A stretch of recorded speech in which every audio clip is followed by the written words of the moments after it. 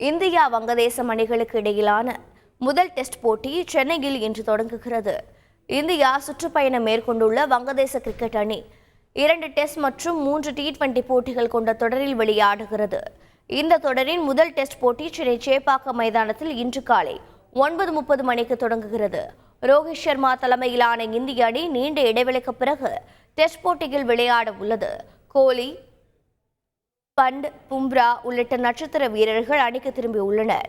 சுழற்பந்து வீச்சுக்கு சாதகமான சென்னை மைதானத்தில் அஸ்வின், ஜடேஜா மிரட்ட காத்துள்ளனர். மறுபுறம் பாகிஸ்தானை அதன் சொந்த மண்ணில் வீழ்த்திய உற்சாகத்துடன் ஷாண்டோ தலைமையிலான வங்கதேச அணி இந்த தொடரில் களமிறங்குகிறது. சேப்பாக்கம் மைதானத்தில் டெஸ்ட் போட்டி நடைபெறுவதால் சென்னை ரசிகர்கள் மிகுந்த எதிர்பார்ப்பில் உள்ளனர்.